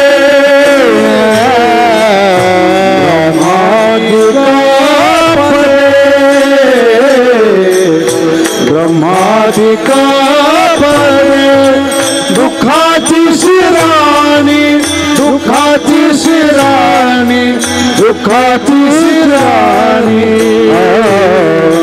ब्रह्मादिका पदे ब्रह्मादिका पदे ब्रह्मादिका पदे दुखाची पुराणे दुखाची पुराणे दुखाची पुराणे ब्रह्मादिका पदे ब्रह्मादिका पदे दुखाची शिराणी ब्रह्मादिका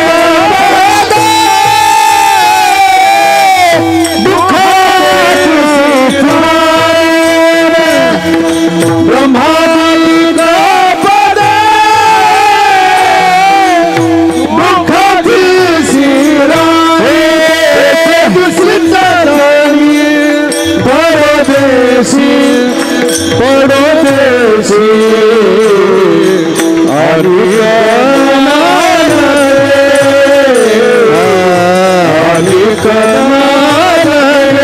माईक पदार्थ माईक पदार्थ माईक पदार्थ माईक न लगे माईक न लगे माईक न लगे माईक पदार्थ माईक पदार्थ माईक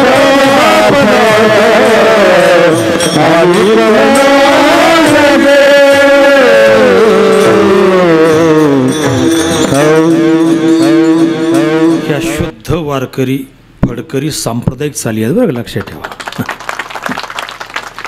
आता अलीकडच्या रिमिक्सच्या युगामध्ये बुडून गेल्यात बऱ्याचशा चाली. आता ही माणसं सर्व जुनी अनुभवी माणसं आहेत म्हणून त्यांनी जतन करून ठेवल्या त्या. महाराज वर्णन करतात, ऐहिक भोगाविषयी तर आमची अनिच्छा आहे, परंतु आमचं लक्ष पारत्रिक भोगावर आहे असं नाही आहे. आम्हाला ते पण नको आहे. अनेक न लगे ते तर आम्हाला नकोच नको. परंतु ब्रह्मादिक पदे दुःखाची शिराणी आम्हाला ब्रह्मादिक पदसुद्धा नको. तुकोबारायांचं व्यक्तिमत्व जर आपण पाहिलं, त्यांचा स्वभाव पाहिला, त्यांची धारणा पाहिली, तर असं आपल्या लक्षात येईल की तुकोबाराय आपल्या तत्वाशी एकनिष्ठ होते. नाही तर बरीचशी माणसं अशी असतात की जिकून वारं सुटल तिकून उठण्याची तयारी असते त्यांची. परंतु तुकोबाराय आपल्या जीवनामध्ये तसं झालेलं नाही आहे. अगदी जिथं जिथं नको ब्रह्मज्ञान आत्मस्थिती भाव मी भक्त तू देव ऐसे करी. देवा मला ब्रह्मज्ञान नको, मला आत्मस्थिती भाव नको, फक्त मी भक्त आणि तू देव एवढंच आपलं नातं पाहिजे. अर्थात भक्तीचं नातं आपलं पाहिजे.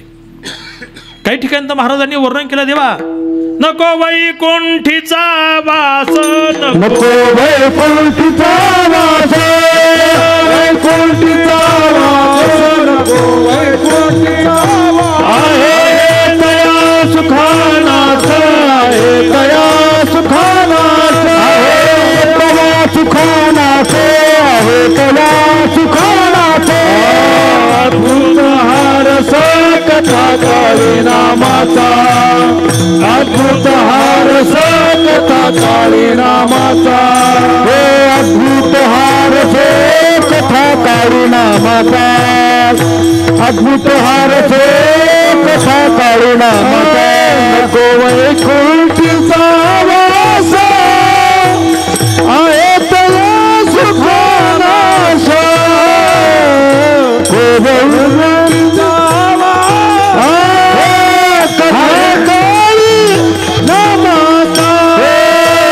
नको वैकुंठीचा आहे तया सुखानाच अद्भुत हारस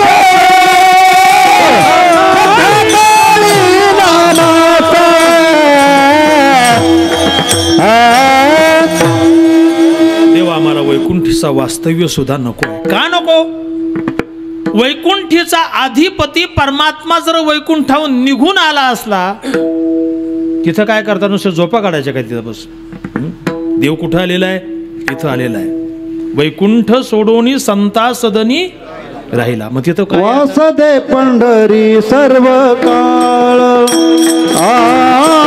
वास दे पंढरी सर्व काळ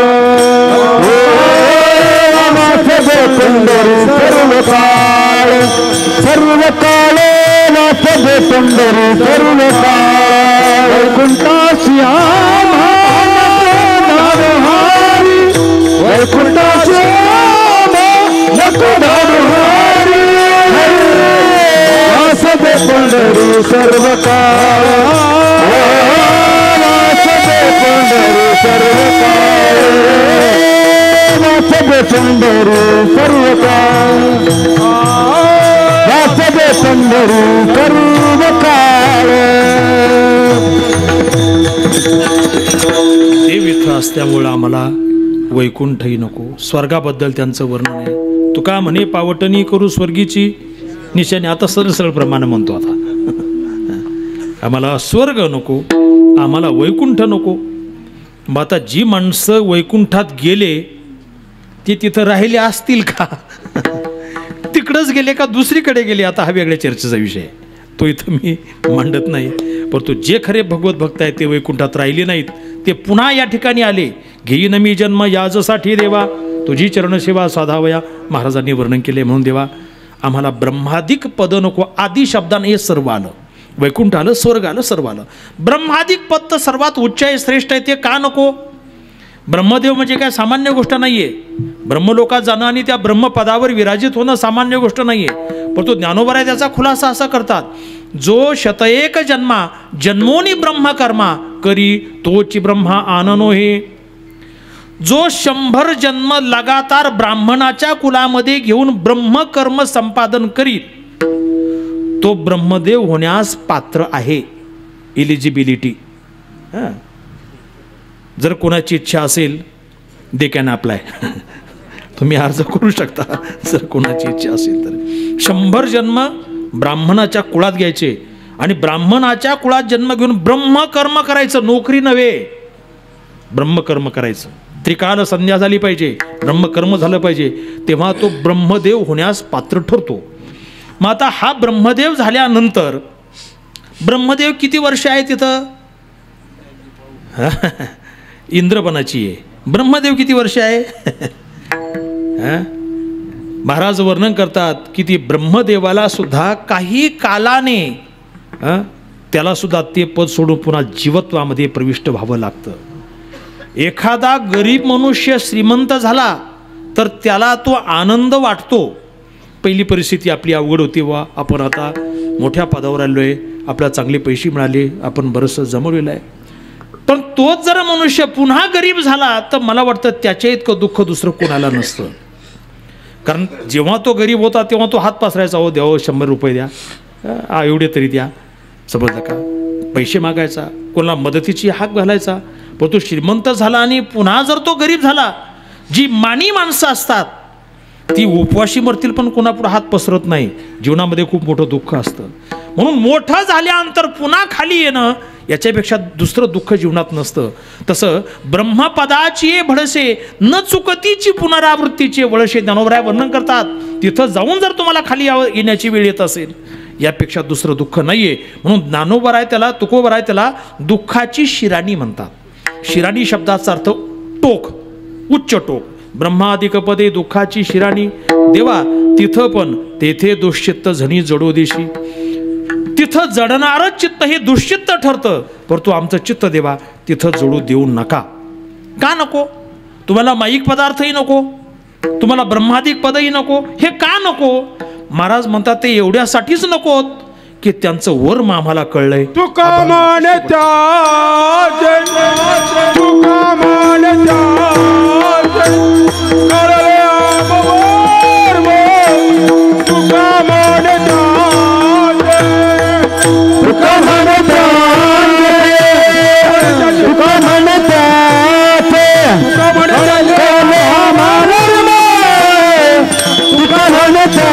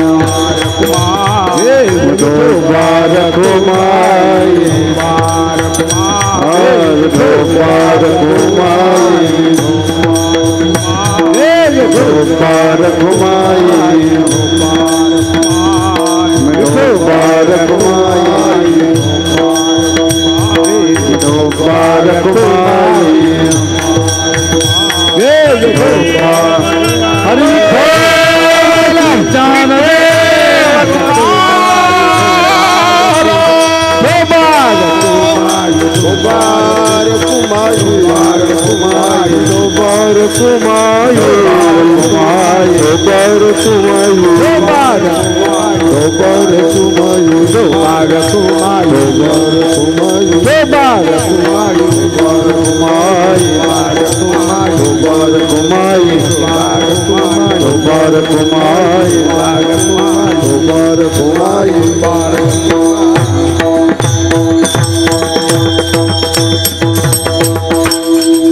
तुका म्हणे त्यांचे कळले आम्हा वर्म जे जे कर्मधर्म नाशिवंत. शेवटच्या चरणामध्ये महाराज सांगतात आम्हाला माईक पदार्थ नकोत, आम्हाला ब्रह्मादिक पद नकोत, हे दोन्ही का नकोत. अर्थात ऐहिक भोगही नको आणि पारत्रिकही भोग नको. कारण त्यांचं वर्म आम्हाला कळलं.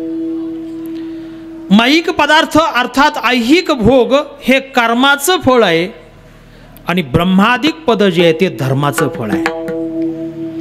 मूळतः कर्म आणि धर्म हे दोघंही नाशिवंत असल्यामुळं त्यांचे फळं माईक पदार्थ आणि ब्रह्मादिक पद नाशिवंत असतील हे वेगळं सांगण्याची गरज नाहीये. म्हणून महाराज सांगतात की त्यातलं वर्म आम्हाला कळलेलं आहे म्हणून आमचं लक्ष तिकडे जाऊ नये, आम्हाला ते नको आहे. म्हणून तुका म्हणे त्यांचे कळले आम्हा वर्म जे जे कर्म धर्म नाशिवंत. मग आम्हाला काय पाहिजे? आम्हाला दुसरं काही नको. समचरण दृष्टी विटेवरी साजिरी तेथे माझी हरिवृत्ती राहो. अभंगाचं ध्रुवपद हे पहिलं चरण आहे बरं का. खुलासा मुद्दाम करतो, बरेच लोकांच्या लक्षात येत नाही. कारण बरेचदा आपल्या वारकरी संप्रदायाचे जे अभंग असतात त्या अभंगाचं दुसरं चरण आपण सर्रास ध्रुवपद म्हणून वापरत असतो. परंतु ध्रुवपद या शब्दाचा अर्थ असा आहे जे पद ज्या अभंगात ध्रुव अर्थात आढळ स्थिर असून ज्या पदामध्ये अभंगकर्त्याने एखादा विशेष सिद्धांत सांगितलेला आहे आणि ज्या चरणाचा इतर सर्व चरणाशी एक संबंध विशेष आहे ते त्या अभंगातील ध्रुवपद मानावं. म्हणून संप्रदायामध्ये काही असे अभंग आहेत की त्यांचं पहिलं चरणच ध्रुवपद आहे. श्री गुरु सारिका असता पाठी राखा पहिलं चरण आहे. काय वानो आता नपुरे वाणी पहिलं चरण आहे. सत्यतो विठ्ठला पहिलं चरण आहे. हरिपाठातील दुसरं चरण हरिमुखे म्हणा संपूर्ण हरिपाठात एकच ध्रुवपद आहे. बरोबर की नाही? म्हणून ध्रुवपद या शब्दाचा अर्थ असा आहे की अभंगकर्त्याने ज्याच्यामध्ये विशेष सिद्धांत सांगितलेला आहे आणि ज्या चरणाचा इतर सर्व चरणाशी एक विशेष संबंध आहे त्याला ध्रुवपद म्हणावं. दुसरी गोष्ट ध्रुवपद याच्यामध्ये दृष्टांत असता कामा नये. ध्रुवपद हे नकारार्थी असता कामा नये. हे त्याचे नियम आहेत. इथं आणिक न लगे नकार आला. आणिक न लगे माईक पदार्थ याच्यामध्ये नकार आला. जसं श्रीगुरु सारिखा असता पाठी राखा या अभंगातलं दुसरं चरण काय आहे? राज याची कांता काय भीक मागे हे दृष्टांत आहे. दृष्टांत ध्रुवपद ठरत नाहीये. म्हणून ध्रुवपद जे आहे ज्याच्यामध्ये विशेष सिद्धांत आहे. तुकोबरा इथं काय सांगतात? देवा जिथं समचरण आणि समदृष्टी आहे तिथं माझं चित्त राहावं. समचरण दृष्टी विटेवरी विटेवरी साजिरी समचरण दृष्टी विटेवरी साजिरी विटेवरी साजिरी समचरण दृष्टी विटेवरी साजिरी विटेवरी साजिरी समचरण तेथे माझे हारी वृत्तीरा हो. तेथे माझे हारी वृत्तीरा हो. समचरण दृष्टी विटेवरी साजिरी विटेवरी साजिरी समचरण दृष्टी विटेवरी साजिरी विटेवरी साजिरी तेथे माझे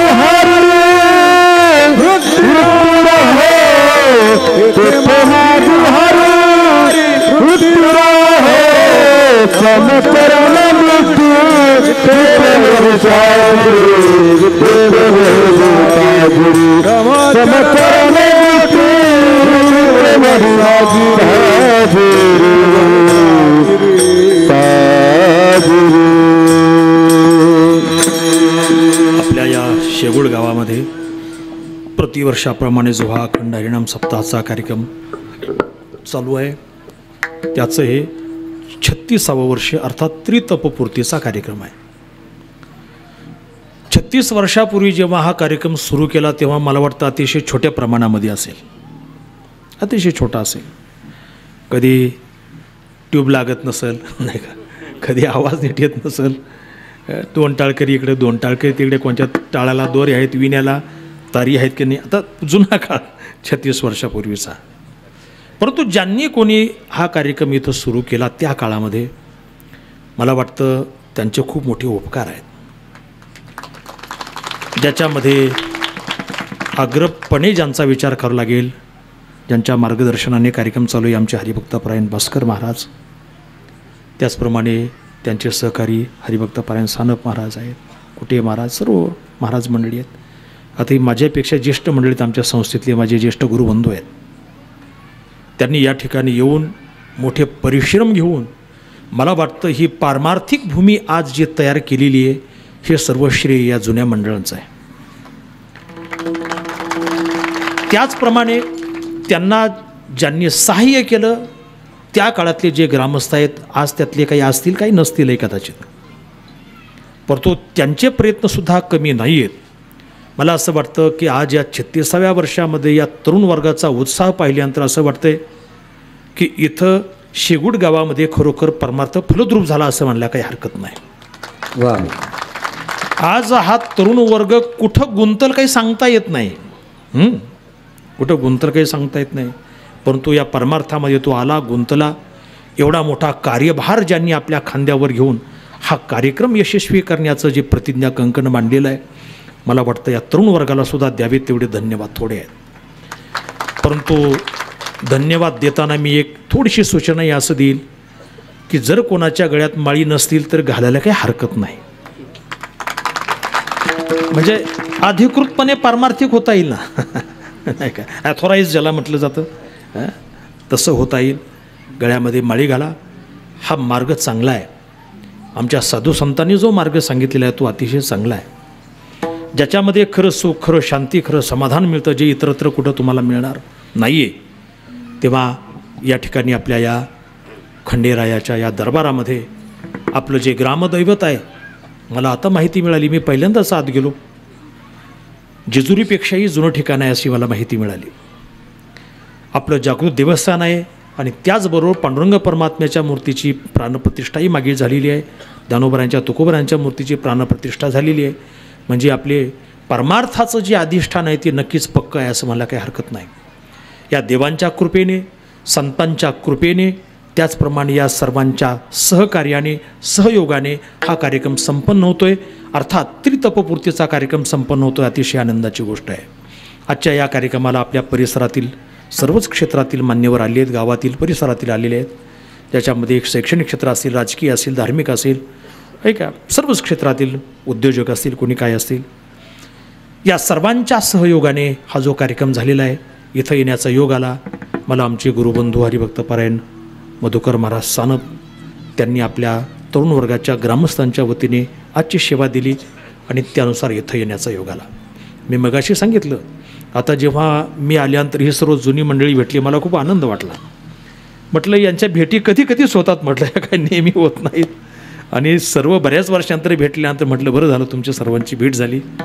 तेव्हा सर्वांच्या सहयोगाने संपन्न झालेली सेवा भगवंताच्या चरणी समर्पित करूया. सेवेला विराम देण्यापूर्वी एक छोटीशी सूचना आहे. या ठिकाणी आमचे माऊली श्री ज्ञानोबरायांचा जो हरिपाठ आहे तो आम्ही कोरोनाच्या काळामध्ये त्याच्यावर इंग्रजीमध्ये विस्तृत भाष्य केलेलं आहे. आपल्याला सर्वांना ज्ञात आहे की कोरोनाचा काळ किती प्रतिकूल होता. कीर्तन बंद, सप्ताह बंद, कीर्तनकारही आपले, मग कीर्तनकारांनी मात्र काहींनी त्याचा सदुपयोग केला बरं का, काहींचाही धीर सुटला होता, तो भाग वेगळा आहे. आम्ही त्या काळामध्ये माऊली श्री ज्ञानोबरायांच्या हरिपाठावर विस्तृत विवेचन केलं. योगायोगाने या ग्रंथाला अभिप्राय मिळाला आपल्या पंढरपूर देवस्थानचे अध्यक्ष, त्यांचा अभिप्राय, त्याच्यानंतर महाराष्ट्राचे राज्यपाल भगतसिंग कोश्यारी साहेबांचा अभिप्राय आहे, त्याच्यानंतर पुणे विद्यापीठाचे कुलगुरू त्यांचा अभिप्राय, जिथं आमचं शिक्षण झालं, त्याच्यानंतर MIT विश्वशांती केंद्र त्यांचा अभिप्राय, वारकरी शिक्षण संस्थेचा अभिप्राय, ज्ञानेश्वर महाराज देवस्थान समितीचा अभिप्राय, मोजके 4-5 अभिप्राय आहेत. त्याच्यानंतर एक 5-6 पानाची इंट्रोडक्शन आहे, ज्याला आपण प्रस्तावना किंवा प्रास्ताविक म्हणतो. त्याच्यानंतर ते झाल्यानंतर असा हरिपाठाचा अभंग वर लिहिलेला आहे मराठीमध्ये, त्याचं खाली ट्रान्सलिटरेशन केलेलं आहे. हे ट्रान्सलिटरेशन करताना संस्कृतच्या नियमाप्रमाणे केलेलं आहे, म्हणजे ऱ्हस्व दीर्घाची चूक कोणी काढू नये एवढी दक्षता त्याच्यामध्ये घेतली. त्याच्या खाली प्रत्येक चरणाचा इंग्रजीतून सरळ अर्थ दिलेला आहे आणि पुढच्या पानावर त्याचं विवेचन करत असताना मग वेद, उपनिषद, भक्तिसूत्र आहे, त्याच्यानंतर मग ज्ञानेश्वरी, अमृतानुभव आहे, श्रीमद भागवत आहे, महाभारत आहे, आदी ग्रंथाची समर्पक प्रमाणं घेऊन त्याचं विवेचन केलेलं आहे. म्हणजे PhDचा शोधनिबंध जसा सप्रमाण साधार असतो तशी याची रचना केलेली आहे. म्हणजे अभ्यासकांच्या दृष्टीने हा अतिशय दर्जेदार आणि महत्त्वाचा ग्रंथ आहे. हे म्हणजे कोणाच्या तरी ग्रंथाचं भाषांतर केलेलं नाही आहे. ज्ञानोबरायांनी आम्हाला जे सिद्धांत आमच्या बुद्धीमध्ये प्रक्षेपित केले ते सिद्धांत आम्ही याच्यामध्ये मांडलेले आहेत. तेव्हा हा ग्रंथ आपल्या संग्रही असणं गरजेचं आहे, असावा. त्याचं कारण आहे, मला वाटतं प्रत्येक घरातील मुलं आता इंग्लिश मिडियमला शिकायला जात आहेत, नाही का. आजोबाला जर सही करा म्हटलं तर ते अंगठा दाखवतात, म्हटले सही येत नाही. परंतु नातू मात्र फाडफाड इंग्लिश बोलतात घरामध्ये. उद्या ही मुलं जेव्हा मोठी होतील, कर्तबगार होतील, समाजाच्या जबाबदाऱ्या जेव्हा त्यांच्या खांद्यावर येतील, तेव्हा त्यांनाही वारकरी संप्रदाय काय आहे, वारकरी संप्रदायाचं तत्त्वज्ञान काय आहे हे कळण्यासाठी या पुस्तकाची उपयोगिता निश्चितच महत्त्वाची ठरेल.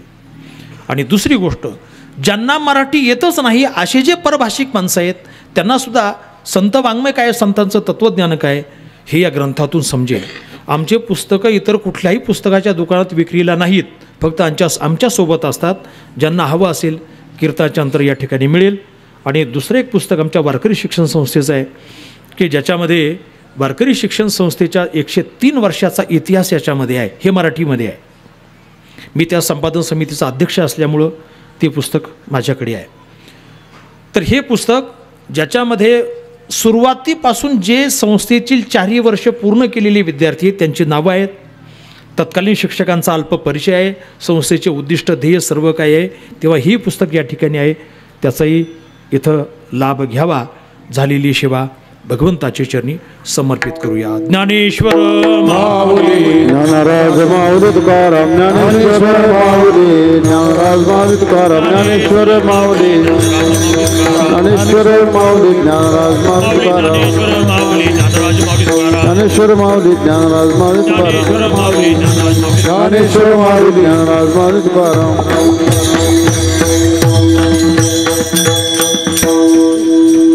बाबा बाबा बाबा बाबा बाबा सांगाय चाल म्हणायची का? म्हणा अण्णा म्हणा. नको बरं चाल राहू द्या. विठ्ठल घ्या, जय विठ्ठल घ्या. विठ्ठल जय जय विठ्ठल, जय विठ्ठल जय जय विठ्ठल, विठ्ठल जय जय विठ्ठल.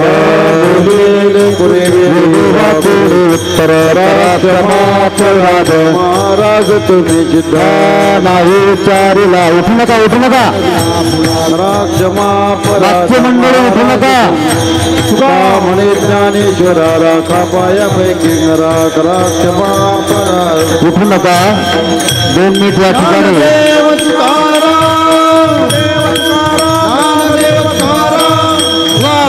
उद्याच्या कार्यक्रमाची रिक्वेस्ट आहे का?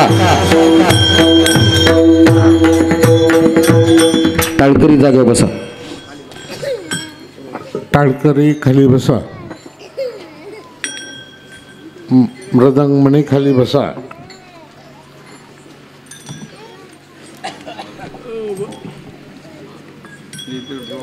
चाललेला अखंड हरिनाम सप्ताह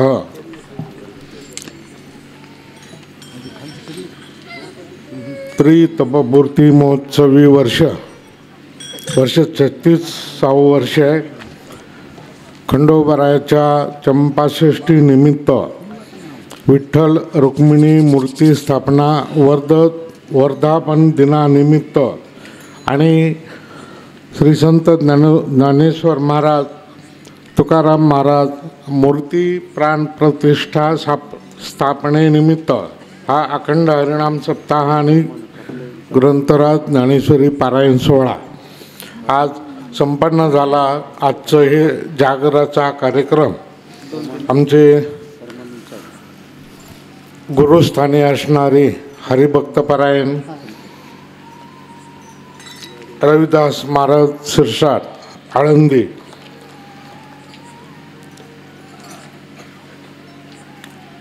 त्यांचं कीर्तन ऐकण्याचा योग तुम्हाला आला हे विशेष महत्त्वाचं आहे.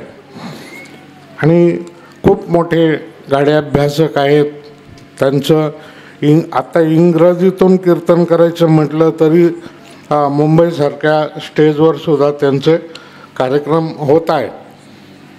असं महान असणारा आमच्या वारकरी शिक्षण संस्थेचा एक हिरा आहे की जे चांगल्या चांगल्या न्यायाधीशांच्या समोरसुद्धा आणि व्याख्यान देऊ शकतात इंग्रजीमध्ये. असा योग आला, महाराजांचं दर्शन झालं आणि त्यांचे 4 शब्द आणि ऐकायला भेटले. आपण धन्य झालो. ग्रामस्थांतर्फे विठ्ठल रुक्मिणी सांप्रदायिक भजनी मंडळ यांच्या वतीने बाबांचे हार्दिक अभिनंदन. आज शेवटचा दिवस आहे, जागराचं कीर्तन आहे. उद्या संध्याकाळी तुम्हाला बोलवलं तरी येणार नाही तुम्ही इथं. तेव्हा आज जागराचं कीर्तन आहे, शेवटचा कार्यक्रम आहे. उद्या सकाळी या कार्यक्रमाला कालचेच गायक वादक सगळे मंडळी होते, आता दुसरं कोणी नाही. संध्याकाळी जागर एक आंतरराष्ट्रीय कलाकार आमचे नानासाहेब पांढरे या गावचे सुपुत्र आहेत आणि त्यांचा ते जागतिक पातळीवरचे कलाकार आहेत, गायक आहेत. त्यांचं गायन ऐकण्यासारखं आहे, म्हणून सगळ्यांनी ऐकावं.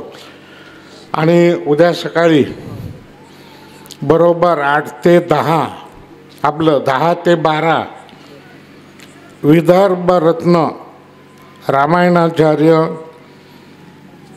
रामदासजी महाराज रामरावजी महाराज डोक नागपूरकर यांचा काल्याचा कार्यक्रम होणार आहे. सगळ्यांनी आवर्जून व्यवस्थित कार्यक्रम वेळेत चालू होईल आणि वेळेत कार्यक्रम पूर्ण होईल. तत्पूर्वी आपल्या ग्रामस्थांना आणि सगळ्या मंडळाला विनंती आहे, तुमचे जे काही बाकीचे कार्यक्रम आहेत, बाहेरून आलेले गायक वादक कलाकार भजनी मंडळ यांचा सत्कार सन्मान काय असेल तो 9 वाजायच्या आतमध्ये किंवा आता याच्या पुढे सगळे कार्यक्रम असणारे उरकून घ्या. ऐका, या ठिकाणी भगवान परमात्म्याच्या कृपेने संत महात्म्यांच्या आशीर्वादाने समस्त ग्रामस्थ मंडळीच्या वतीने चालू असलेला हा त्रितपपूर्ती सोहळा, आजचा हा जागराचा दिवस आहे, अतिशय महत्त्वाचा दिवस. गोड अशी कीर्तनरूपी सेवा झालेली आहे. त्याचबरोबर या यज्ञामध्ये अनेक प्रकारची सेवा असते. त्या अनेक प्रकारच्या सेवेमध्ये प्रामुख्याने अन्नदानाची सेवा असते आणि त्या अन्नदानाच्या सेवेमध्ये ज्या ज्या भाविकांनी सहभाग घेतलेला आहे, मोठ्या अंतकरणाने आपलं योगदान आणि या सप्ताहामध्ये ज्यांनी दिलेलं आहे असे दानशूर अन्नदाते, त्या अन्नदात्यांचा आमच्या कार्यकारी मंडळीतर्फे सप्ताह कमिटीतर्फे त्यांचा एक माऊलीचा प्रसाद म्हणून शाल व श्रीफळ त्यांना या ठिकाणी आणि फुलना फुलाची पाकळी म्हणून माऊलीचा प्रसाद त्यांना देण्यात येणार आहे. तेव्हा ज्या ज्या भाविकांनी या यज्ञामध्ये आपली अन्नदानाची सेवा केलेली आहे त्या भाविकांची नावं या ठिकाणी मी वाचून दाखवणार आहे. ज्यांचं नाव घेतलं जाईल त्यांनी समोर यायचं, वेळ न लावता, आणि ताबडतोब माऊलीचा प्रसाद या ठिकाणी घेऊन जायचा आहे. सर्वप्रथम या ठिकाणी नाश्त्यासाठी ज्या दानशूर दात्यांनी आपलं योगदान दिलेलं आहे त्या सर्वांची मी नावं वाचणार आहे. त्यांनी समोर येऊन आपला श्रीफळ आणि वस्त्र घेऊन जायचं आहे.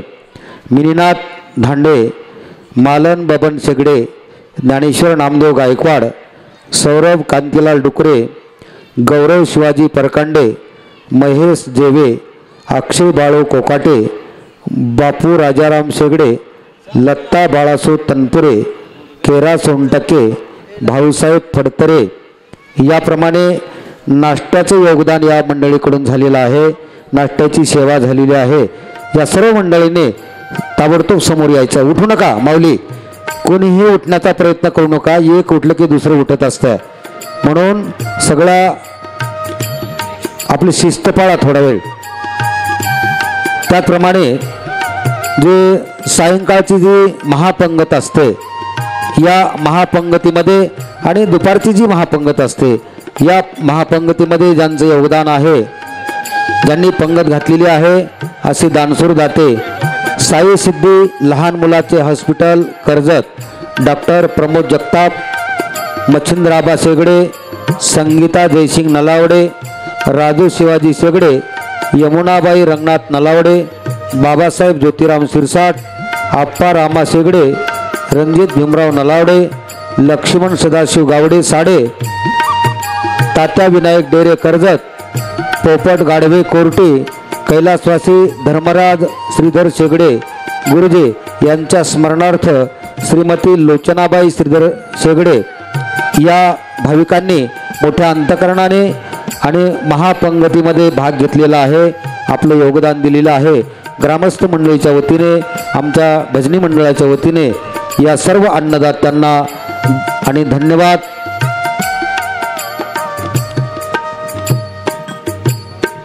चला, या ठिकाणी आपले जे दररोज आपली शूटिंग घेतात आणि दररोजचा कार्यक्रम यूट्यूबला टाकत असतात, आपल्या गावचा कीर्तनाचा कार्यक्रम असेल, हरिपाठाचा कार्यक्रम असेल, पारायणाचा कार्यक्रम असेल, त्यांचं थोडंसं मनोगत आहे, ते आपल्यापुढे आपलं मनोगत व्यक्त करणार आहेत.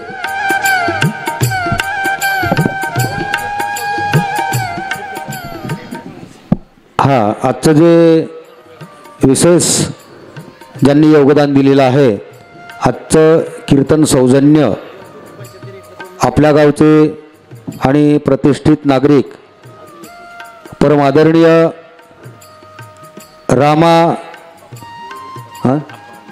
आप्पा रामा शेगडे, आप्पासाहेब शेगडे यांच्यातर्फे आणि आजचं कीर्तनाचं योगदान आहे, त्यांनाही ग्रामस्थ मंडळीच्या वतीने त्यांचेही हार्दिक अभिनंदन.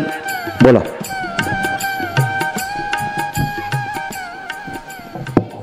दोन मिनटं आवाजाकडे लक्ष असू द्या. आत्ताच बाबांनी सांगितलं की उद्या रात्री बोलवलं तरी इथं कोणी येणार नाही, परंतु आपल्या 8 दिवसातल्या आठवणी आहेत. तुम्हाला सकाळचा काकडा ऐकू वाटला किंवा गाथा भजन असेल, ज्ञानेश्वरी पारायण असेल, आपला इथं झालेला हरिपाठ असेल, दररोजचे कीर्तन असतील, ते सर्व कीर्तन आपल्या यूट्यूब चॅनलला झी वारकरी या YouTube channel, Facebook page, Insta तिन्ही अकाउंटवरती झी वारकरी नावाने सर्च करायचं. तुम्हाला हे सर्व 8 दिवसाचं ऐकायला भेटेल. प्रत्येक दिवशी प्रत्येक गुरुवर्यांनी आपल्याला मार्गदर्शन केलेलं आहे. कालच्या बाबांनी सांगितलं जसं की प्रेम कशाला म्हणायचं, की असं म्हणजे जे तुम्हाला आठवतं आहे आणि ते तुम्हाला डबल ऐकायचं असेल तर तुम्ही यूट्यूबला जायचं. आता सोशल मीडियाचा जमाना आहे. आज मंडपमधलं एक हे असा व्यक्ती नाही की त्याच्याकडे मोबाईल नाही आणि तुमच्याकडे इंस्टा नसू शकतं आहे, फेसबुक नसू शकतं आहे, परंतु यूट्यूब प्रत्येकाच्या मोबाईलमध्ये आहे. यूट्यूबला जायचं, झी वारकरी किंवा शेगुड सप्ताह असं नाव टाकलं तर तुम्हाला आपले 8 दिवसाचे कीर्तन ऐकायला भेटतील. रामकृष्ण हरी.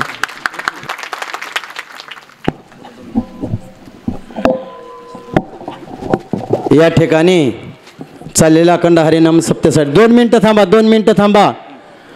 आवर्जून उपस्थित राहिले दांडेवाडीचे सरपंच काकासाहेब दांडे यांचा बी श्रीफळ पंचायत येऊन सत्कार होत आहे. या थोडं या.